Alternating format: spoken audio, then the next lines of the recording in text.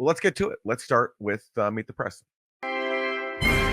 Good Sunday morning. With just 16 days until Election Day, the candidates' closing arguments are starting to take shape. Vice President Harris, who launched her campaign vowing to return joy to politics, is now questioning former President Trump's fitness for office and casting him as a threat to democracy. Yeah, the joy thing didn't really land. Yeah. No, Remember that? Joy. Yeah. Then there was lethal joy, which we identified on this show. And join aside. Say it again. Join aside. Join aside. That's right. Yes. Yeah. Yes. Kamala Harris, the candidate of join aside, as her administration presides over a genocide in Gaza. But the joy thing hasn't really stuck, so they're kind of dropping that and back to good old, mudslinging. Right. Former President Trump is intensifying his attacks against his political opponents and coarsening his language in what remains a razor-tight race. You have to tell Kamala Harris that you've had enough, that you just can't take it anymore. We can't stand you. You're a vice president. He has no plan for how he would address the needs of the American people. He is only focused on himself. And now he's ducking debates and canceling interviews. I mean, to be fair, she was ducking interviews for quite a while. Yes, she was. It took a long time for her to do an interview. And then the first one she did was with Tim Walz. Right. Yeah. So with a pretty friendly Dana Bash of CNN. So yeah, that definitely goes both ways. Because of exhaustion. Polling has consistently found that President Biden is a drag on Harris's candidacy, and voters are eager for a new direction. And this morning, NBC News has learned that with just 2 weeks left in the campaign, there are currently no plans for Harris to appear on the trail with Biden before Election Day. The vice president. I mean, fair enough. I wouldn't want to be campaigning with a guy presiding over a year-long genocide. Right. But you probably would announce plans to break with him on that, too. That's true. That's definitely true. And she's not done that at all. She refuses to do that. Right. Like the other day, she said, traditionally, vice presidents don't break with the president they serve. They don't criticize them. But actually, remember in 2000, Al Gore, when he was running to, after Bill Clinton, he broke with Bill Clinton because he needed the Cuban American vote in Florida. Remember, like that kid? Yeah, Eliam Gonzalez. Yeah. So Al Gore said that he wouldn't have let Cuba, the kid's Cuban family, retake him. So that was breaking from Bill Clinton. Right. So it's not true that vice presidents don't break with the president. So I can't think of a better reason to break from your president if he's presiding over a genocide. But apparently Kamala Harris's people don't agree. Right. Is trying to put space between herself and her boss while she continues to be pressed on what exactly she would do differently. My presidency will not be a continuation of Joe Biden's presidency. And like every new president that comes into office, I will bring my life experiences, my professional experiences, and fresh and new ideas. I represent a new generation of leadership. Remember, one of the big differences, she's being humble here, because one of the big differences that she told us about is having Republicans in her cabinet.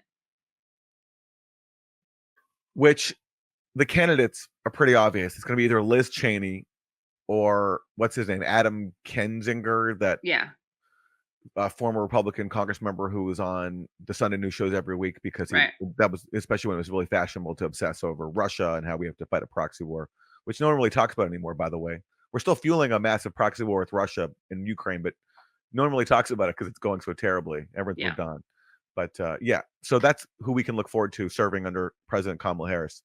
Liz Cheney or Adam Kinzinger, who's like also, Adam Kinzinger is also a NAFO fella, like those trolls online who troll people to support the proxy war in Ukraine. That's also Adam Kinzinger. Right. So what a lineup she has. I believe he also said something really offensive about Aaron Bushnell. I would not be surprised if he did. Yeah. Biden said this week that every president has to cut their own path. What is one policy that you would have done differently over these last 3.5 years than President Biden? I mean, to be very candid with you, even including Mike Pence, vice presidents are not critical of their presidents. For his part, former President Trump is. I preempted. Sorry, that No, soundbite. you gave a preview. Yeah, well, there we go. So there it It is. was a But spoiler. again, It was a I spoiler. mean, Al Gore criticized Bill Clinton not only for, letting a child be reunited with his family in Cuba, which Cuban American voters didn't like in Florida. Also, he criticized him over the whole like Lewinsky scandal. So Al Gore talked about restoring decency to the White House, things Right. like that.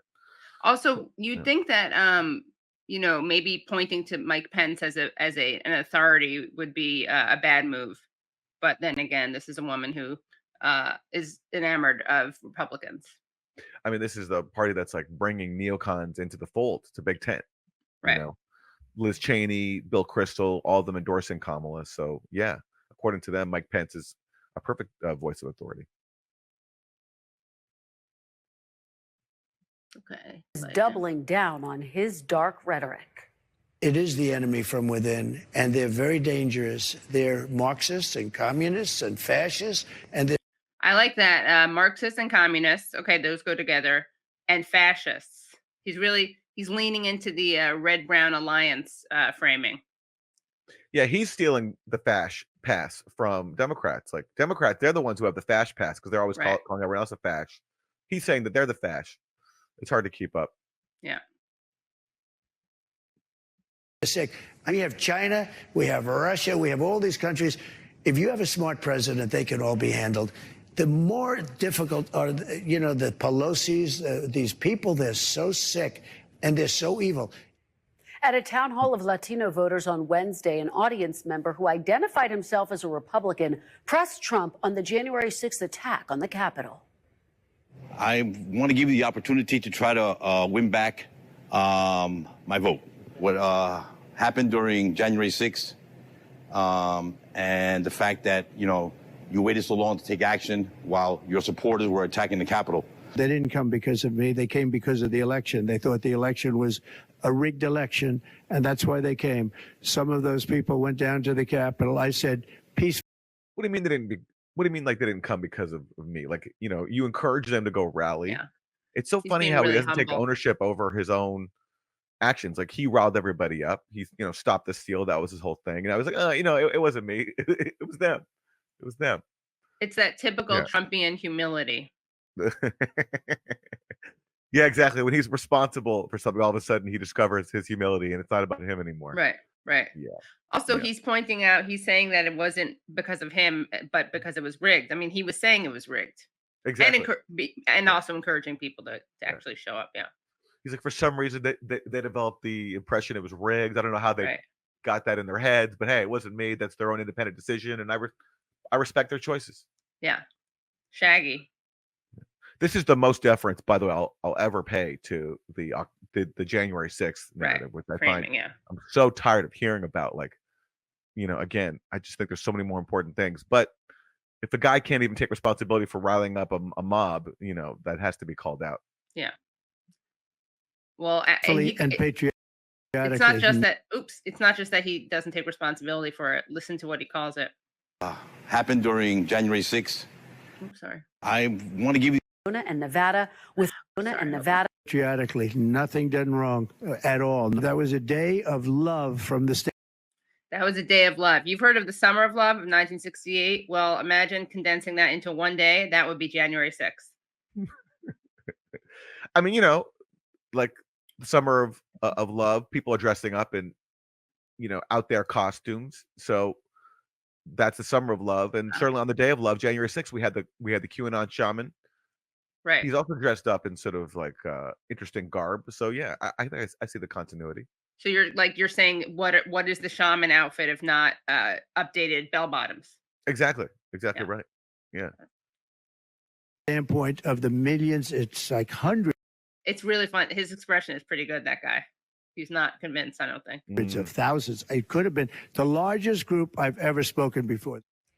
Former President Obama is making his closing arguments as early voting gets underway. He campaigned for Harris this weekend in Arizona and Nevada with a message to disaffected Republicans. Being here in Tucson, I'm thinking about my friend John McCain. I mean, one of the most disturbing things about this election and Donald Trump's rise in politics is how we seem to have set aside the values that people like a John McCain stood for. Like joking about bombing Iran. Bomb Iran. Yeah, I mean, John McCain, to his credit, was against torture. That's because he was himself tortured in Vietnam after he was shot down from a plane in which he was like, he was bombing civilian targets in Vietnam. So that's the kind of values he represented. But yes, he was against torture, to his credit. And there was that one time at one of his rallies when he was running against Obama, and some lady in the crowd gets up and says, "I don't trust him. He's a Muslim." An Arab. I'm an Arab. And John McCain said, rather than saying, "Hey, ma'am, that's like racist. We don't say that here," she just said, No, he's a good man. So that was his defense of Obama, that like he's not an Arab or whatever it was. He's an honorable man, not an Arab. Yeah. And then he got all this praise for that. Yes, he did. Now, Mr. Obama will be in Michigan and Wisconsin on Tuesday before making his first appearance with Harris in Georgia on Thursday. Former First Lady Michelle Obama will join Harris on the trail for the first time on Saturday in Michigan. Early in-person voting began Saturday in Detroit, and both former President Trump and Vice President Harris campaigned in Michigan this weekend. I'm joined now by national political correspondent Steve Kornacki for more. All right, Kornacki. Kornacki gets enough exposure. Yeah. There's that Kornacki cam that even follows him even when he's not even on. It's so degrading. I feel so sorry for him. He's so objectified. So anyway, it really is. We're not going to partake in the objectification of this. No. Lovely man. Kornakification. Exactly. That's not what we do here in this show. Yeah.